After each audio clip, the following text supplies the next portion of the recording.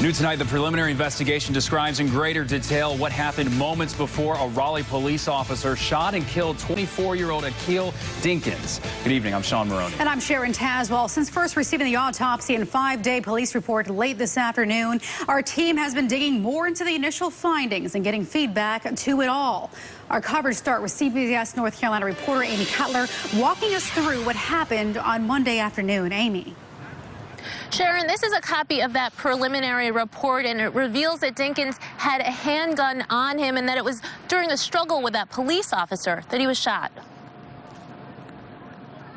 We knew 24-year-old Denkins was shot and killed following a chase with police. But now we're learning more about what led up to the shooting. According to the preliminary report, Officer D.C. Twitty spotted Denkins, who was wanted on a felony drug charge.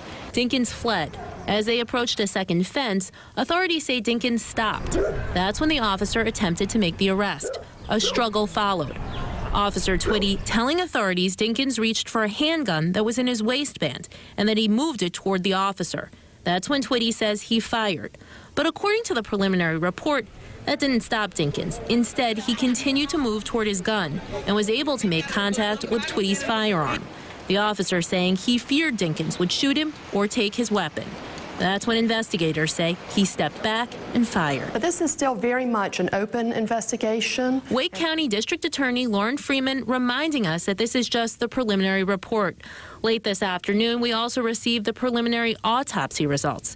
It found Denkins was shot 4 times in the chest, shoulder, and both arms. Does it appear that he was shot just on the front side of the body and not on the back side? That is information that the state medical examiner's office has not authorized to be released yet, as they are continuing to review information internally. Since the shooting, neighbors and community activists have been saying Denkins was shot in the back.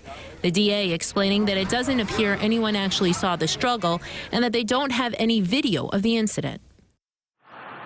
Now, the district attorney couldn't say how long it would take to get that full report out or completed at this point, but she says it will rely heavily on information that they get from the medical examiner and the state crime lab. Live in Raleigh tonight, I'm Amy Cutler, CBS North Carolina. And moments before and